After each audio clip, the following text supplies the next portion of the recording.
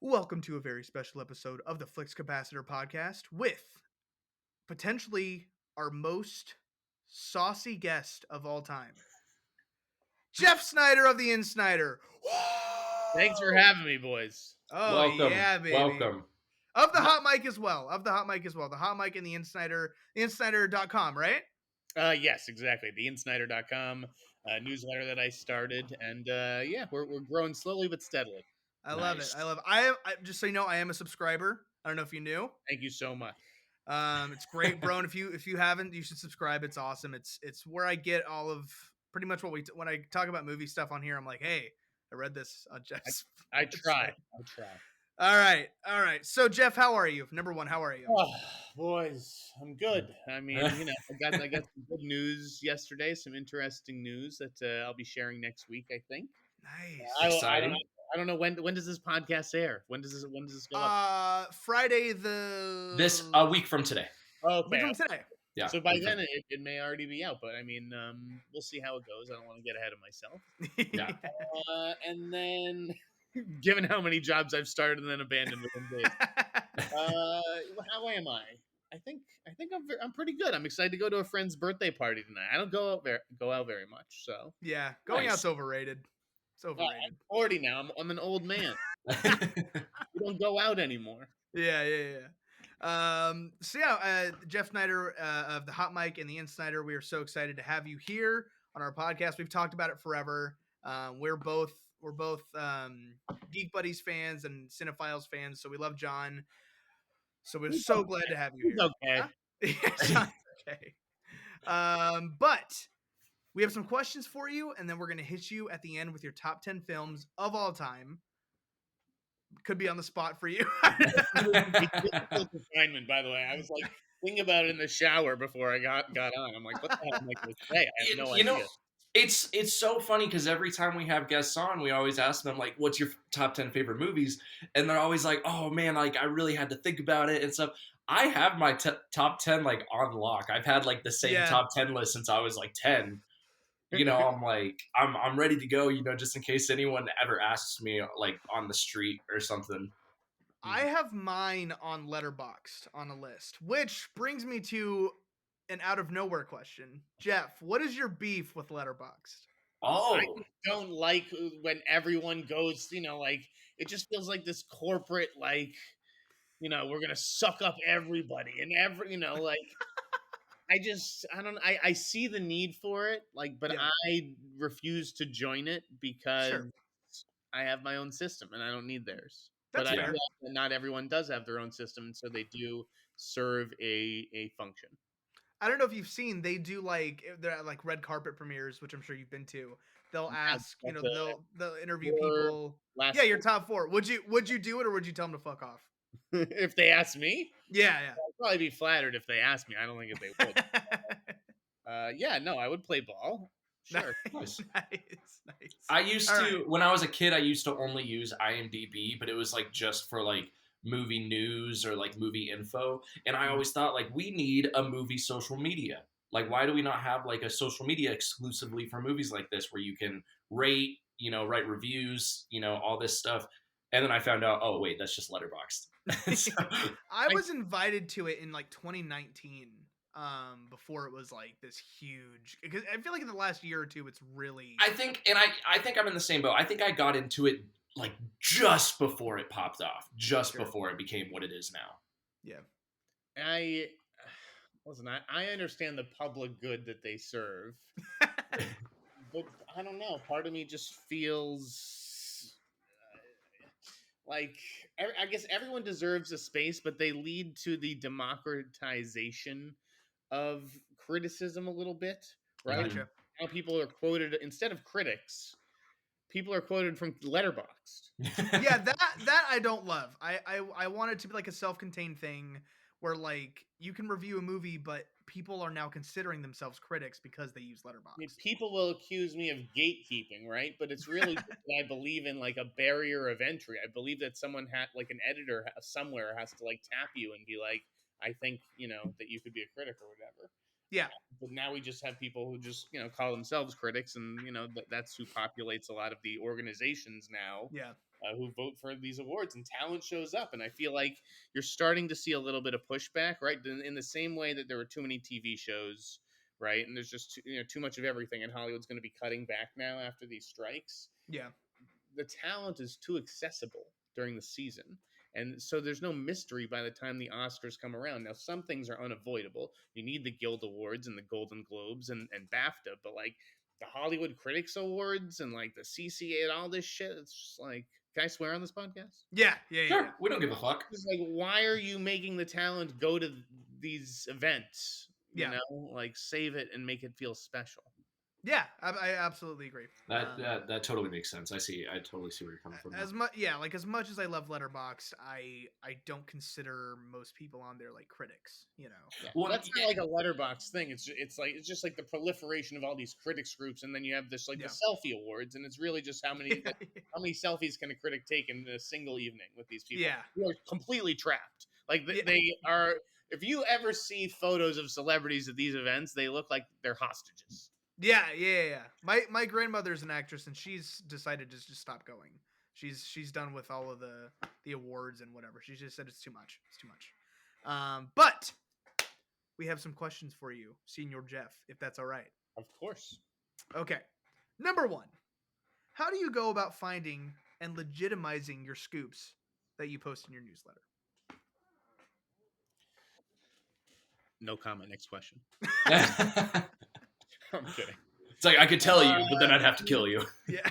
You have to develop relationships and recognize, like if someone's helping you, like pay attention to them and listen to them and nurture that relationship.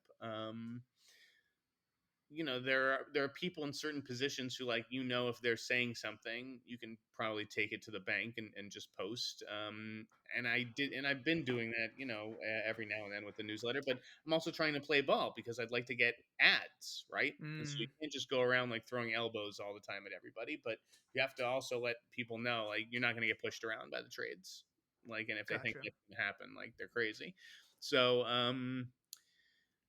I think it's like, and I've had people trying to slip me all this stuff, like, from like random accounts and DMs and stuff, and you have to check it. That's the thing. It's like, if you don't know who the person is or where they work, until they like get a track record with you, because I still do some anonymous sources, right? But until they have a track record, you have to check out the information. Once you know that they're sending you pretty accurate information, then it's easier to just trust them going forward, and maybe you don't need to be as diligent in checking.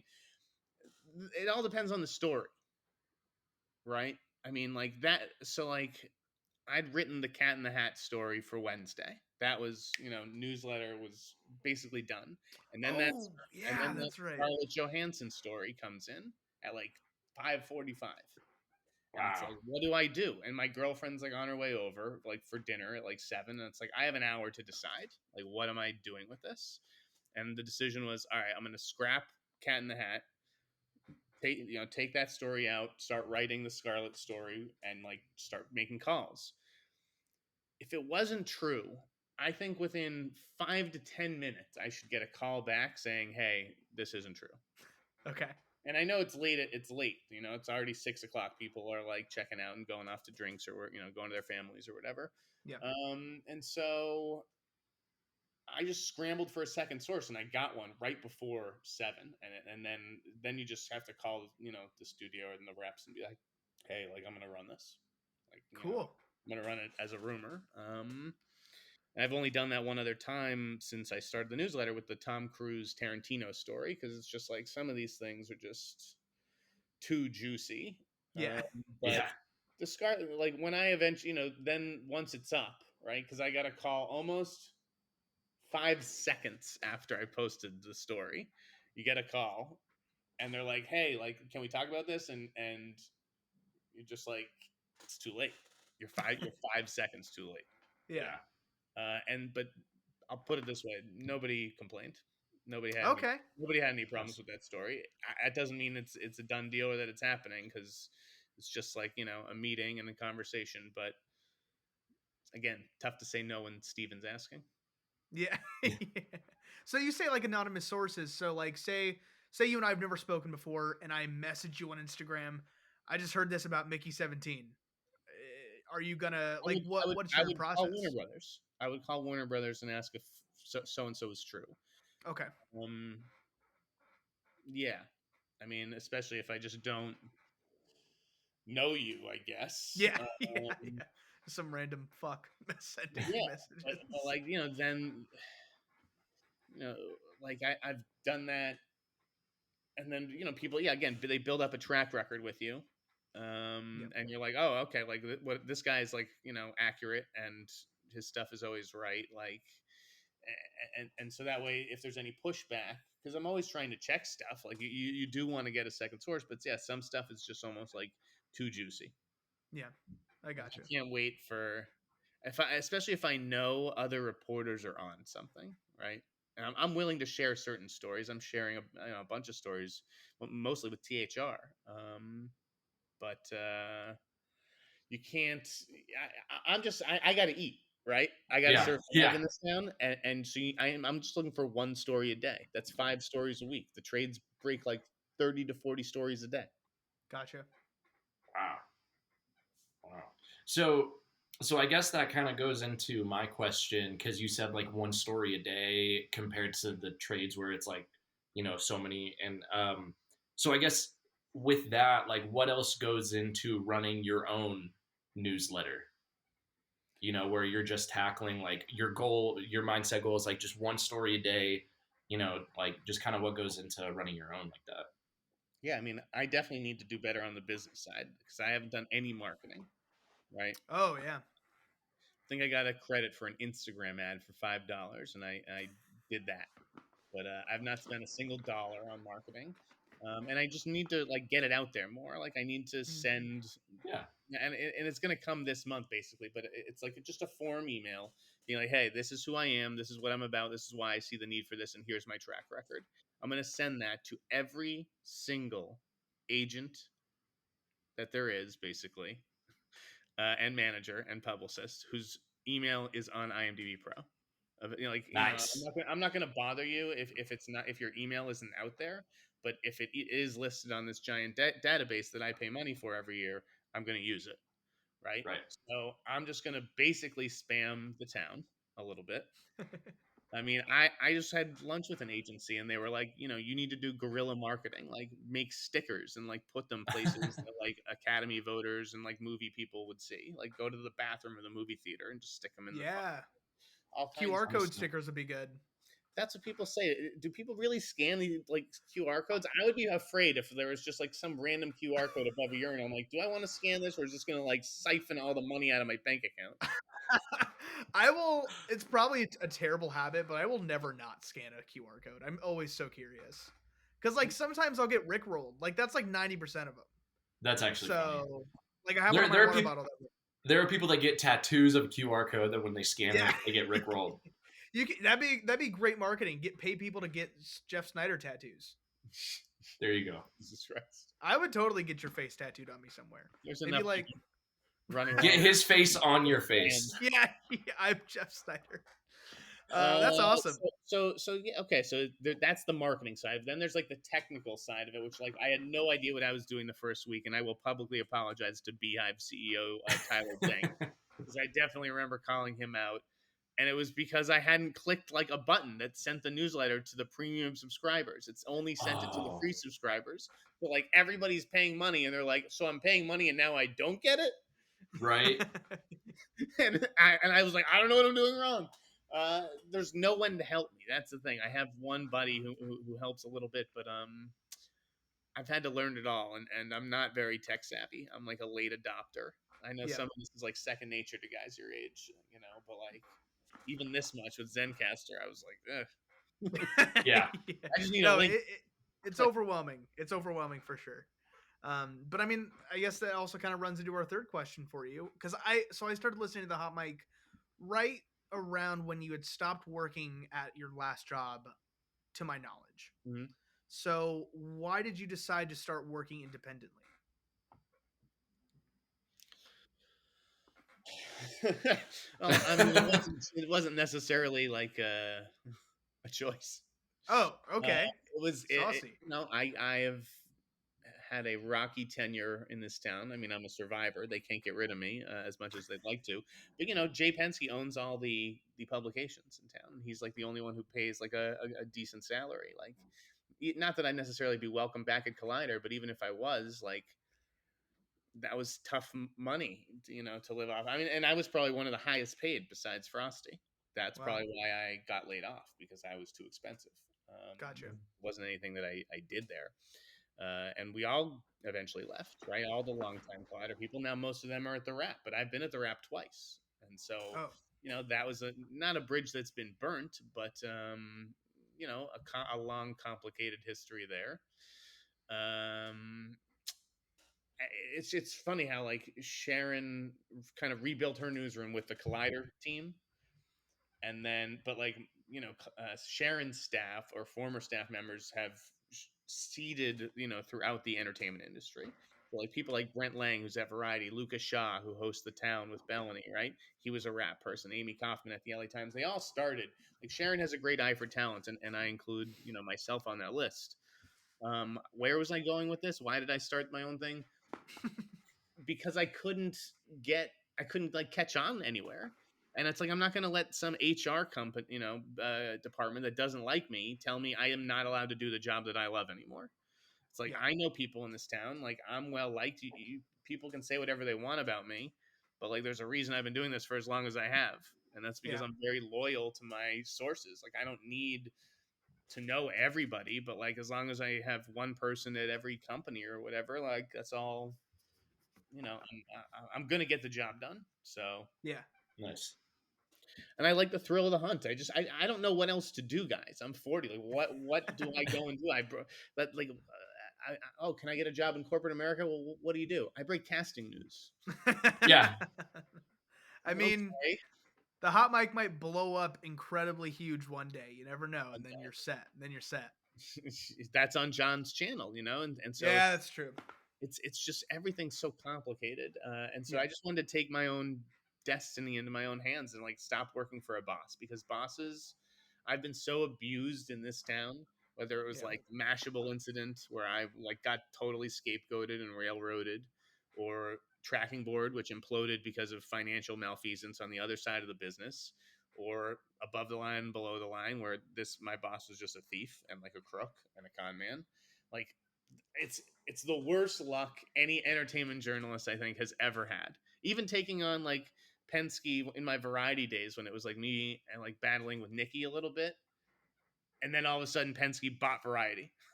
So it's like I have this huge target on my back.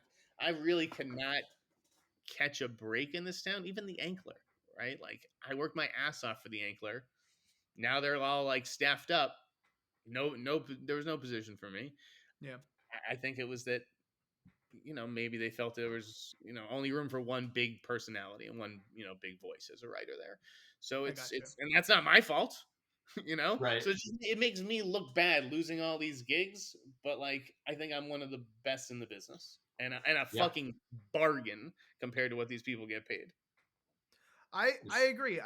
Because I've talked to Broen a lot about who you are and why we want you on here, and I was like, he's, like, legit, like, he's, like, the guy. He had the Fantastic Forecasting months before it came out, and, like, they were talking about it on the hot mic, and I was just like, Jeff is, like, the guy. You know what I mean? Been smoother that episode with the Jack Quaid error, and how quickly Jack Quaid was like, "Holy shit, it's not me." I was like, well, "We're not even done with this episode." Wait, did he actually, like, reach out to you? He went on Twitter, I think, and was like, "Just so you know, I haven't been cast in Fantastic Four." Like, almost like 10 minutes after I said it, and then 10 minutes later, it was like, "You're right, it's not Jack Quaid, it's Joseph Quinn." Yeah. Had my JQs backwards. But yeah, I was just telling him, like, Jack are, like, would be interesting, though. I had the previous Fantastic Four. That was one of my cooler scoops. Okay. Oh, like Miles Teller and Kate Mara and I broke Michael that Jordan. Shit, and I remember, I'll tell this story now. It's long enough. I had been friendly with Josh Trank's wife, who I had known for a long time. She's like a screenwriter, talented too. And so I'd gotten the cast of Fantastic Four, and it was late at night. I couldn't reach Fox or whatever, and so I texted her and was like, "Hey, it's like 8:39 or whatever it was," and I was like, "You're probably like hanging out with Josh right now. Like, can you tell him I'm about to post this and everything?" And they didn't respond in time, and I posted, and then I don't know if it was later that night or the next day, but I got a call from Trank himself. He was pissed. Oh no! And I think I've told the story, and he was like, "You don't know my wife. You don't talk to my wife." It was one of those, and I was like, "Whoa!" Like, she's just like a friend who I asked to like try to get you on the phone before I posted. Like, I wanted to give you that heads up or whatever.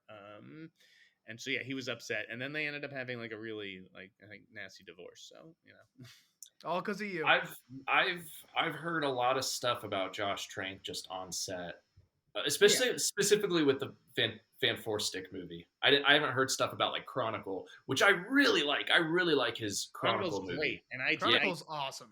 I believe that there will be another Chronicle movie at some point. I don't know if it's gonna be him, but yeah, I was gonna say, do you think he's involved? No, it'll be him. It's because he was like really quickly blacklisted after Van Forstick because like he had a Boba Fett movie signed on. And he did the Tom Hardy movie, the Capone movie. That's right. That's right. That's right. And that was that made money for the company that ended up buying it on the cheap. Mm-hmm. In fact, it was one of their best buys ever. Wow. Because he's a huge movie star. Right? I totally forgot about that one. A troubled movie that like nobody wanted. But when that played on VOD, it's like, holy shit, a new fucking Tom Hardy gangster movie. Like, dads click on that fucking... Yeah. it did well, ultimately. But yeah, so I think he's out of director's jail, and I think he's like actually a decent director. But yeah, you're right. He definitely has had some issues that I think have been well documented. I've tried to give him, the benefit of the doubt there. Yeah, because there was definitely a lot of interference with the Fantastic Four movie, like studio interference. He went out. I remember. So I remember before that movie came out, when I heard about the cast, when I saw the trailer, I was like, I'm excited for this because I love Chronicle. Yeah, I love Chronicle. I love the cast. I love all four of them. And like the biggest thing I was stoked about was Michael B. Jordan because I had just seen him on Chronicle. So I was like, Michael B. Jordan as the Human Torch. I love that. I love that. And I remember seeing the trailers, and the trailers were good. The trailers were good. So I was like, I'm excited for this movie. And then it came out. Everyone's talking about how it's going to go down in history as one of the worst comic book movies ever. And I'm like, there's no way. There's no way it's that bad. I didn't watch it until it was out on DVD. And I was like, yeah, it's bad. and I had to figure out why. So I remember like just going down a rabbit hole and reading articles and like watching interviews and Josh Trank publicly said the movie that I wanted to make would have been amazing. He's like, people would have loved it. It would have been a really grounded take on the Fantastic Four. And then I saw a video, and it was a further in-depth explanation of what his movie would have been, and I was still kind of like, I feel like they all say that, though. Like, David Ayer is like, just let me release my... After the Sneider cut thing, they're all like, let me release my cut. And, like, even Zack Snyder's like, I know my movie isn't out yet, but there's another cut. It's like, why the fuck are you... I agree. What's the goal there? Right, if we can't watch that cut right now, well, it's like, then why am I watching this cut? I just... Yeah.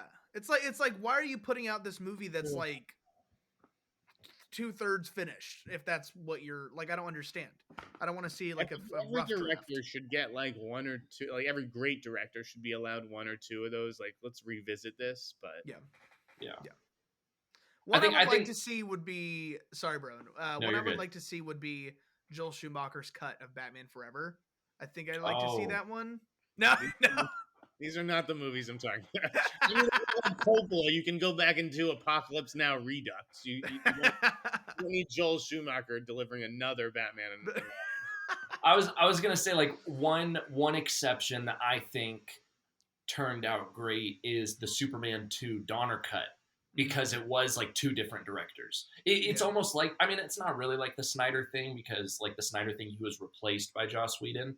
But like, but like the Superman 2, I think it was, I don't remember exactly what the story is, but Richard Donner was like co-directing basically and made the better movie, but that was not the movie that was released. And then we later got the Donner cut, which is amazing. I love the Donner cut. Yeah. So, well, Jeff, I know you're like the biggest comic book fan in the whole wide world, but I think we're gonna move on. So go ahead. Yeah. So going on to movies now that we've talked shop, we are 2.5 months into a new year. We've had some bangers so far, Dune 2, Madam Web. But going forward, for the rest of the year, what are some of your most anticipated movies for the remainder of 2024? Oh, it's the genre stuff, dude. I am pumped for Long Legs. Yeah, the Nicolas Cage serial killer movie.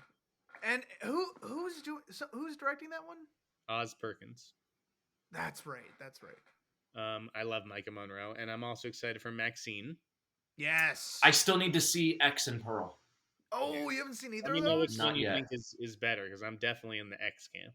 I think I agree. I think X is pretty perfect for me. Pearl's like 7 or 8 out of 10 for me. Most people prefer Pearl, and I think most people are crazy. No, X is so it's got this energy to it that's like so 70s slasher. It's awesome. What else? Jeez. I know Mickey 17 is no longer this year, right? Right, that got kicked to January. I don't know. There's a bunch of stuff. I am looking forward to seeing Civil War, actually, given all the reaction out of South by last night. That's right. Sure. That's right. I heard it was actually super good. Same with is it Dev Patel? Is that how you Monkey Man. Monkey Man. I knew nothing about that movie. I didn't even watch the trailers, but I heard he had a huge standing ovation that brought him to tears. Everyone's talking about how this is like the next John Wick. I'm like, okay, you got me. Sign me. I don't even want to watch the trailers. I'm gonna remain away from the trailers, and I just want to go see it now. So that was a surprise for me. Yeah, there's I think there'll be a lot of good stuff, but I do agree with like the trades. I think like the early Best Picture front runner is probably Steve McQueen's Blitz. Mm-hmm. I didn't know he was still doing stuff, to be honest. Steve McQueen, yeah, I had no idea. I don't keep up with him. And then we have one more question before we hit your top 10. Just one. Hopefully you can answer it. As two people who do a podcast together, what is the most difficult part of being a co-host on the Hot Mic? Most difficult.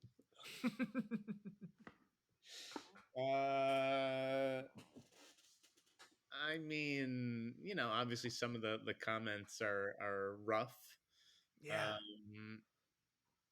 And just also like the scrutiny that it's under sometimes, where it's like if I try to explain something, people take that and like run with it as news, and it's like, what? But like that's not really. If it was a story, like you'd be reading about it in the newsletter or whatever. Like, yeah, there's gossip for like podcasts. There's podcast fodder, and then there's like reporting, and there's a difference. So I think that is one of the tough things. And I guess just knowing where the line is as far as like how far I can push Johnny Boy. Because as tough as we talk, right? Both Johnny and I, we're both a little sensitive. Yeah. And so yes, sometimes we step on each other's toes, or whatever it is, and we just have to kiss and make up at the end of it. Yeah. I was worried after like 2 or 3 episodes ago. I was like, oh no. I was worried. I just like witnessed like live the end of one of my favorite shows. No, it was. I mean, honestly, I'm telling you, I was just leaving because the guys called and they had this desk downstairs. Yeah. Are you enjoying your desk, by the way? I know everybody was bitching about it. Yeah, no, I think I'm digging it. I don't know if you guys missed the Drive poster. Oh, I've seen it on the show before. Wait, Broen, do you like Drive? I'm probably never gonna watch it again. Oh, I love I don't know. Drive Watch rips. Drive again. I saw it once, like 2 years ago, and I was like, okay. I don't That's know. crazy. I think it's great. I think it's incredible. Yeah. All right, here we go. I'm so excited for this, Jeff. We'll go from 10 to 1.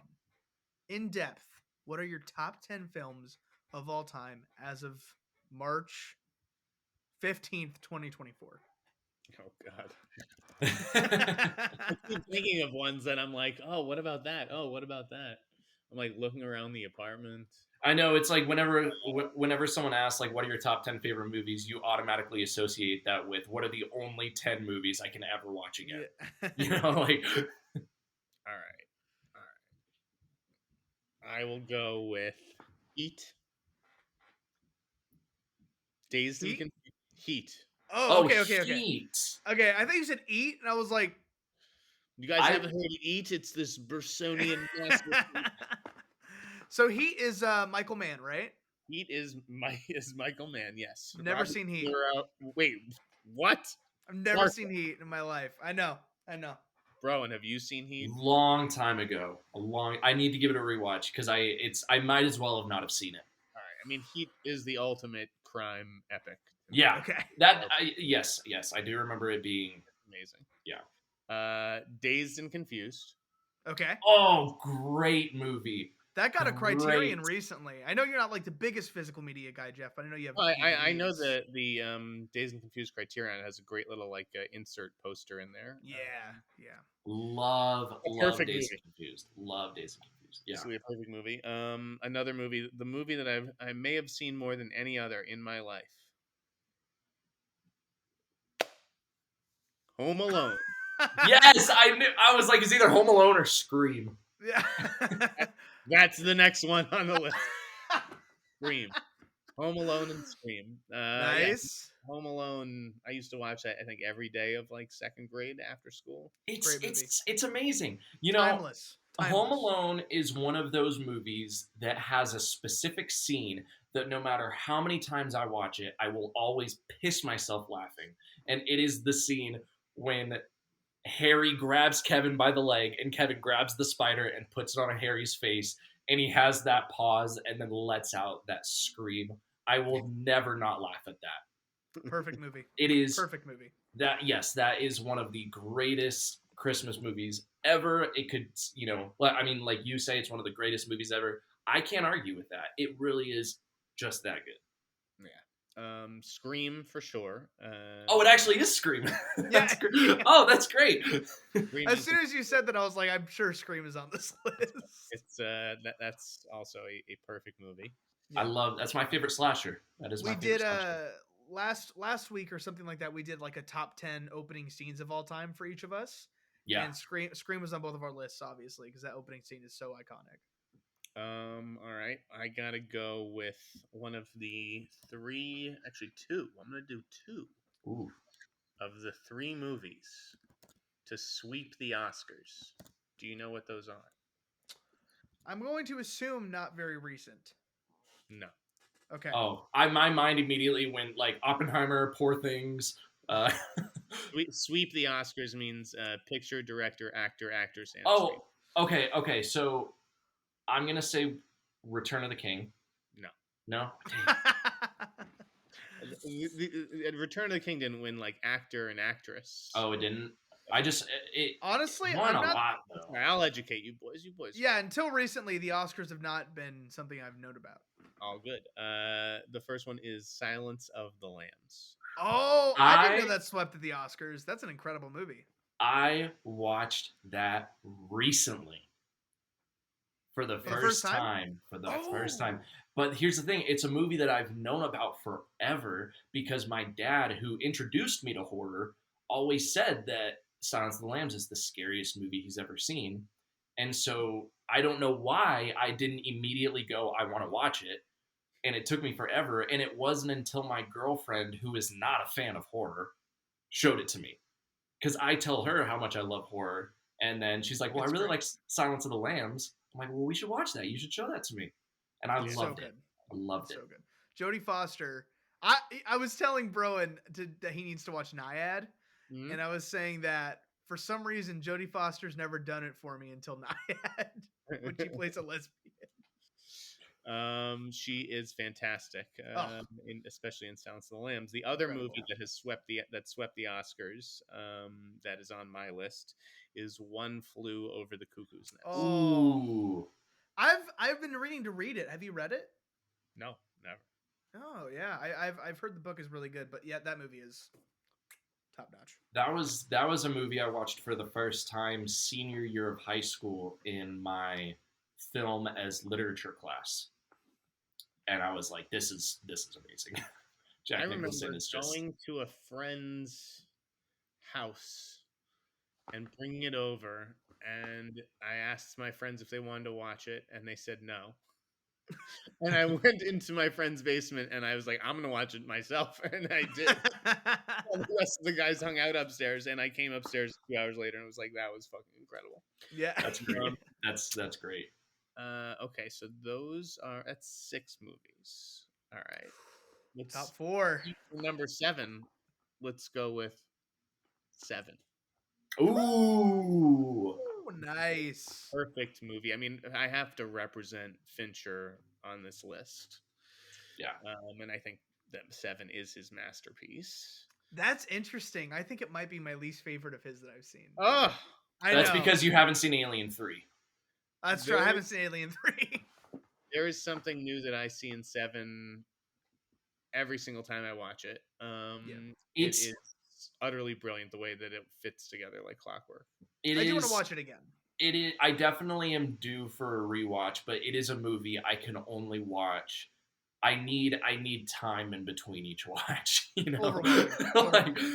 But it is great. It is, yes. And going back to Fincher and Alien 3, I'm so happy because Alien 3 I think was his feature debut, directorial debut. I could be wrong. Yes.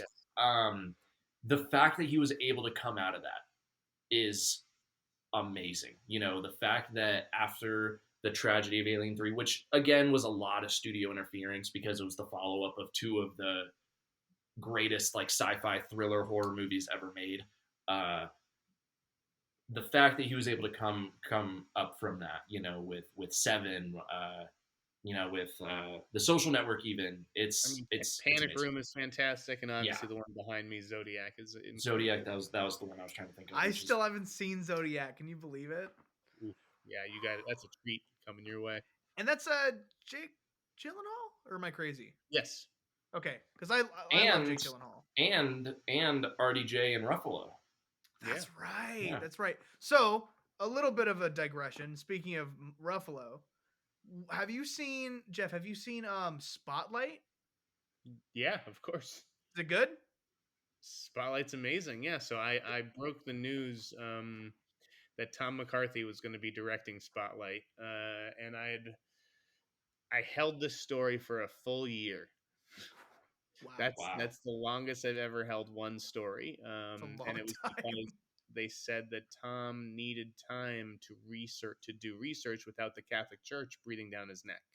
Gotcha. Right, and knowing that he was working on a big expose movie about them and everything. So when it came time to announce it, I broke it in coordination with the Boston Globe Spotlight team, or the Boston Globe, essentially, and we posted at the same time. So that was cool. Nice. Yeah, that's a good one. Spotlight. That's a good one. That was another one I watched in my film class in high school. Yeah, it's been on my shelf for like ever. I just haven't gotten to it yet. To me, Spotlight is like almost the most recent Best Picture winner. I mean, maybe Oppenheimer, it counts for this, but like everyone can agree was just like really fucking good. Like everyone, you know, like Coda's a little divisive and Nomadland's a little, you know, like all these movies, even Parasite has its detractors, but like Spotlight, I don't know anyone who says that movie's not good. It's one of those movies where it's like when it came out, because this is Oppenheimer was the first time I got to experience this, but when I was watching the movie and as I was watching it, I was like, this is gonna win Best Picture. Like, I didn't think that. You didn't think?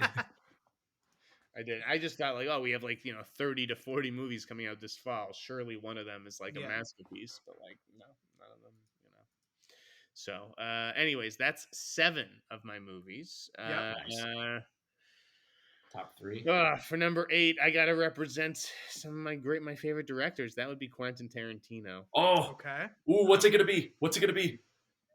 Listen, there are days I think Jackie Brown is his best movie, but I will go with Pulp Fiction. Nice. Pulp Fiction is on the list. Great pick. Great. Yeah. I love Tarantino. Jackie Brown is actually one of the 3 of his I haven't seen. I haven't seen Jackie Brown, Death Proof, and I still haven't seen Hateful Eight for some weird reason.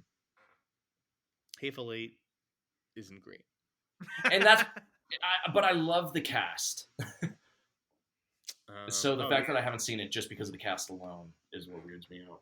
All right. At number 9, another director who I feel has to be represented on this list. I'm going to go with just edging out Boogie Nights, Magnolia. Oh, wow. Tom Cruise. I fucking love Magnolia. That's a good pick. It's a good one. I think that's Paul's masterpiece. But you could argue There Will Be Blood is or Boogie Nights. Yeah. I still haven't seen Boogie Nights. I didn't love Licorice Pizza. Okay. I like that overall. Yeah. Yeah, but more than some of the other Paul Thomas Anderson movies that I've seen. Yeah. Nice. Okay. Are we at number 1? No, I mean this isn't in any particular order. Okay. But yeah, I don't know what to do for number 10. I've got a couple of movies listed here. I mean, I have to stand. I have to represent. I don't know how I leave it off. I'm gonna put The Crow. The Crow. Oh, wow. What did you think of the trailer that just dropped? I hated it. The Crow just means something special to me. I think it is the greatest comic book movie ever. I think Brandon Lee would be a guy who's making $20 million a movie if he was still around these days. Yeah, that was one of the ginormous movie star. I love all like the henchmen, the kills, like all the lines, like the world, the Proyas. It's just everything is fucking fantastic. So that's getting the 10 slot. So one thing that I've been seeing lately, do you think The Dark Knight would be the same without The Crow? Because a lot of people say that like Heath Ledger's Joker is almost like a love letter to The Crow. Interesting. I don't know if it would have been the same, but I don't think it would have been terribly different. I mean, yeah, Gotcha. I think Heath Ledger would have found his way to that portrayal. Oh, absolutely. Eventually, but absolutely. Yeah, I can see its influence for sure. Yeah, it hurt me to leave off Usual Suspects, which I think is, even though that's like a movie that some people dismiss as just like a twist movie. Yeah. I think it's so incredibly watchable, even though you know who Kaiser Soze is. Yeah. Toy Story. Great one. Is great. And then I wish I had a little bit. I know. I mean, Home Alone, it has a little bit of John Hughes in it, but it's a Chris Columbus movie. But John Hughes and I probably would have put Breakfast Club. That's my favorite Hughes flick. I love The Breakfast Club. Just over Ferris. Ferris is also amazing. Yeah. Yes. Yeah. No. I agree. It's funny because I watched those movies for the first time around the same time. Like I was super. It's one thing watching Ferris Bueller when you're super young because it is, more for like a fair. I mean, younger than Breakfast Club, I would say, younger audience than Breakfast Club. But I saw The Breakfast Club when I was like in 4th grade, which probably a little too young to watch a movie like that. But it probably went over your head a little bit. It did. Honestly, I didn't even realize that it was a rated R movie until I was in high school. Mm. And then I was like, wait, this is foul. But it's great. It's a phenomenal movie. But yeah, Breakfast Club. clearly I'm a '90s kid. I mean, I'm born in '84, but I'm surprised considering you didn't put Jurassic Park on your list. I mean, Jurassic Park is an amazing movie, but it was never like a personal favorite. Gotcha. I mean, I like the gritty stuff. I like like Strange Days. Yeah. You guys ever seen that?